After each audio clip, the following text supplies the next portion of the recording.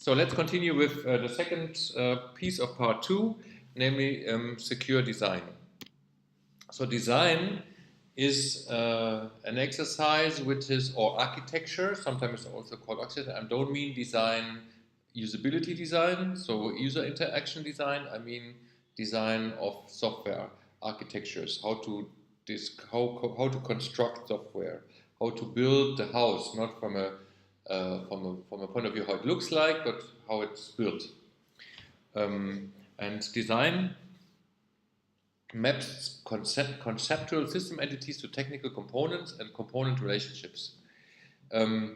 Design is very important, as we mentioned, since this has a great influence whether you can attack software or not, on how easy it is to attack software.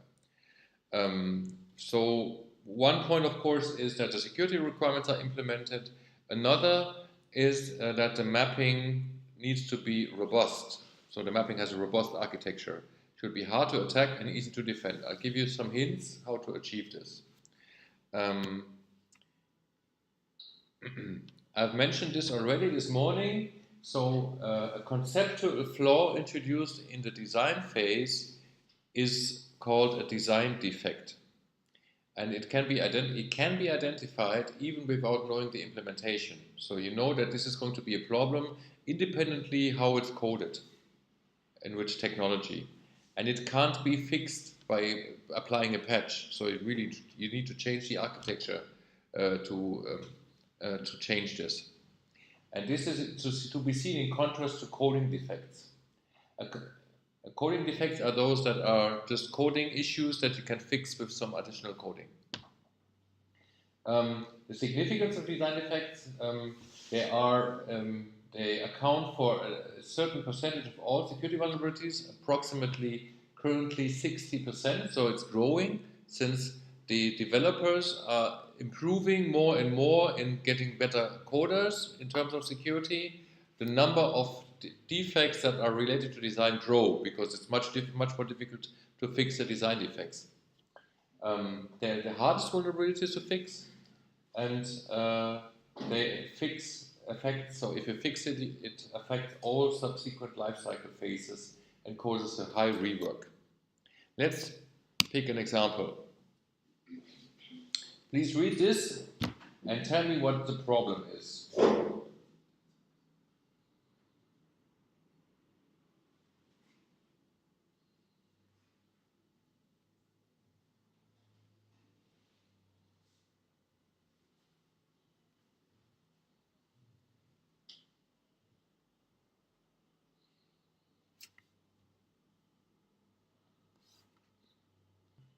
The issue is that the design is developed in such a way that the validation of the authentication happens on the client,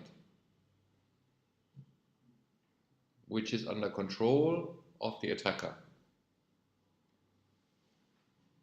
So it's a design issue, it's not a coding issue. Because if you want to rewrite this, you need to build something in the backend.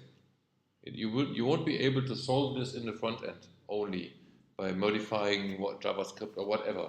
You will not be able to get this problem off. Right? Next example.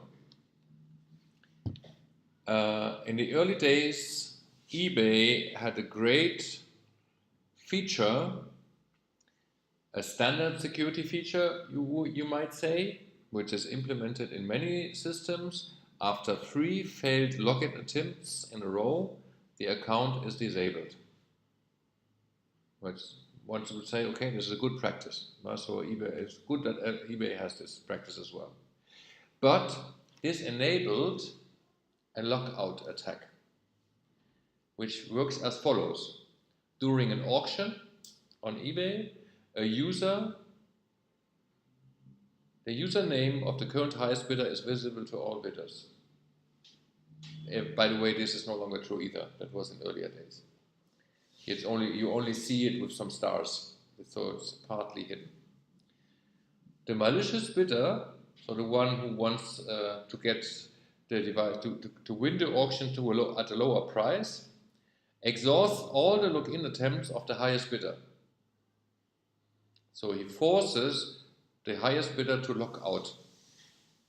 And so he cannot log in again. He cannot proceed. And so he cannot outbid the attacker. So the attacker can win the auction at the price he wants.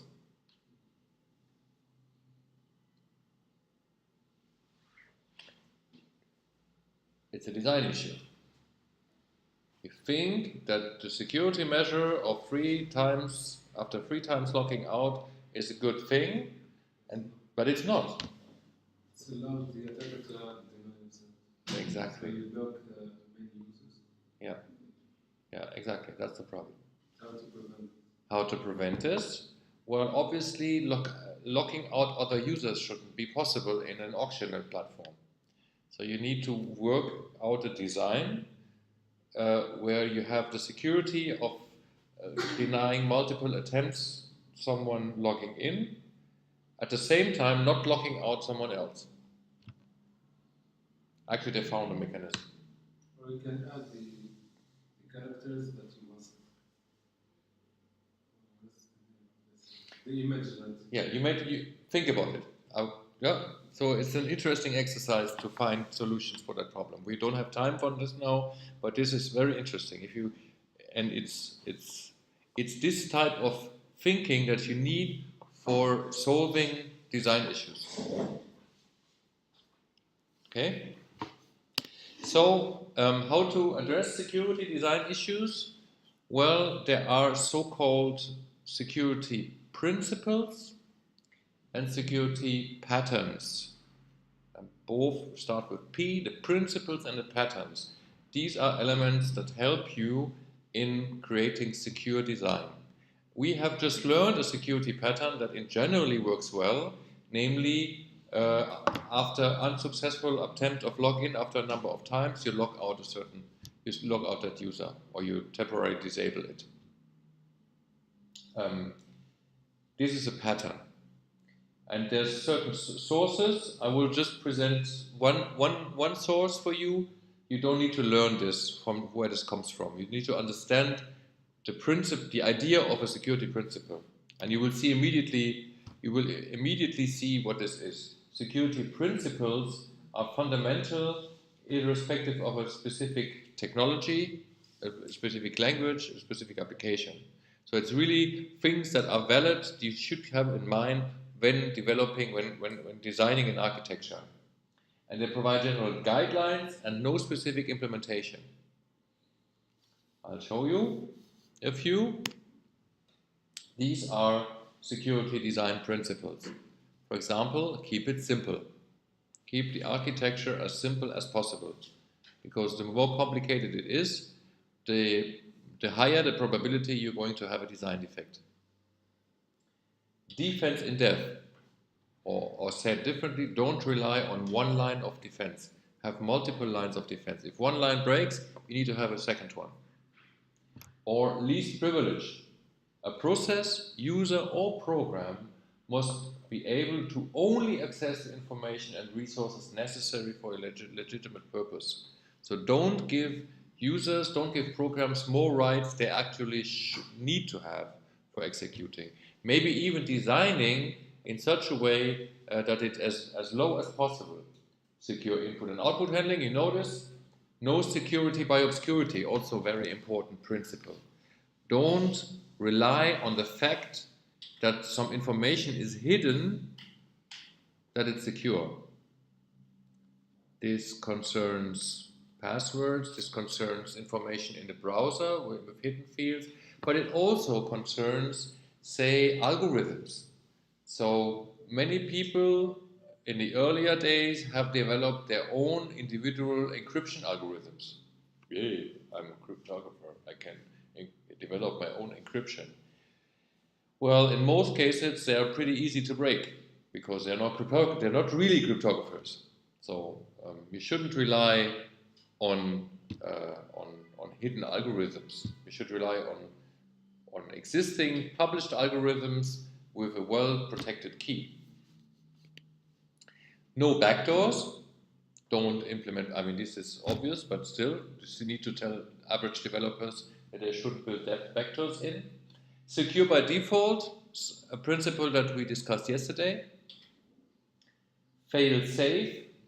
So even in case of a failure, application shouldn't tell the attacker more that he actually needs. So if a web application breaks, there's no need to tell the Apache version or the database version, or as we saw, I've seen yesterday, the formatting of the search query in SQL,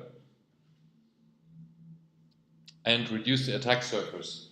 Right? Define a minimal attack surface and try to minimize it by reducing the amount of code actually running, reduce the access of entry points, and reduce the privileges under which the code must execute. So these are security principles. So the idea is think about security in the right way when designing your application. Take these elements into account. The second element of help to you are security design patterns. These are, the principles are more thoughts, more ideas, and patterns are proven solutions. So these are concrete solutions for recurring design problems in a specific context. Let's take an example. The classical design pattern is SSL. SSL is not an implementation because you can use different libraries for implementing SSL, but the SSL protocol has proven, if it's implemented right, to be secure and to serve specific security needs. Another security pattern which is very useful is the concept of roles. We're always using roles and designing applications, but actually it took some time so that everybody was accustomed that role is a good thing. I have a role which assigns specific privileges to a user.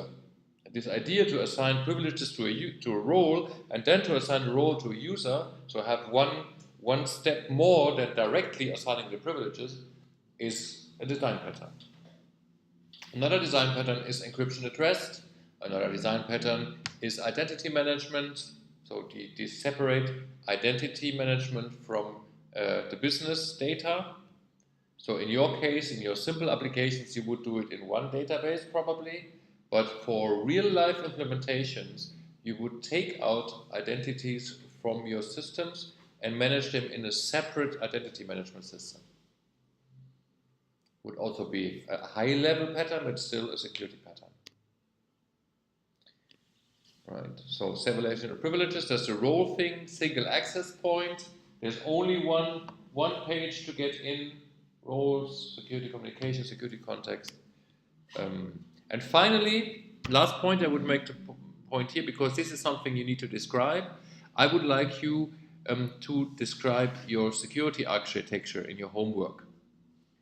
What is a security architecture? That's all information connected and all decisions you have made for implementing security. It's a high-level description of the structure, as you already drawn it, also for threat modeling. The representation of security-relevant elements, the categorization of data flows, mapping security functions and security properties to design components, and should be created in lockstep with functional design.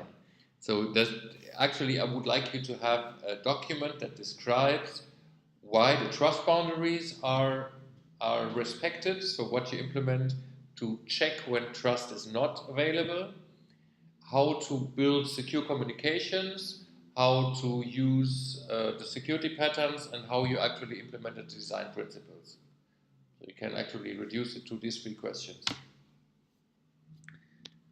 Okay, and the rest is written here so you can look it up.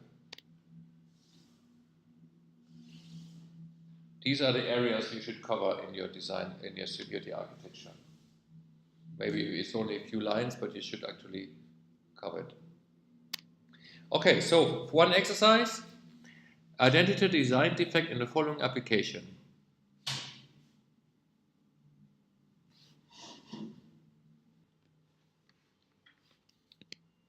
Okay, exercise 2. Use the application. Now this is for the homework. You work with the last 2 parts, perform a thread loading. We started with that one, but now it should be completed. So it should have a full, you should execute in your group. So you need to find some time to meet and to execute some brainstorming in your group, and to create a real threat modeling result. So maybe detail your architecture a little bit more, find, I don't know, 15, 20 threads, rate them completely, then put them into order, take the decision which I'm not going to take into account anymore, and identify mitigation measures. So additional requirements that I will add to my requirements list, if they're not already there. It may well happen they're there, then you have done a good job in requirements engineering, but it may also well happen that there are a lot of those which you didn't recognize, then you need to add them obviously to your requirements list. So that's the necessary thing. And draw the security architecture of your application. And to use as far as possible security patterns. So describe it with the help of security patterns. So that's the homework part for this session here. And summary is then you should know the basic elements of threat modeling and apply them to an application. You should be able to decompose an application, identify threats from different techniques and rate them. You should know what is necessary to contribute to a secure design with these 3 elements written here. And your key takeaway should be thoroughly review the architecture several times, questioning the security from different angles before starting to code. Because your architecture changes may make your coding irrelevant pretty fast. Good?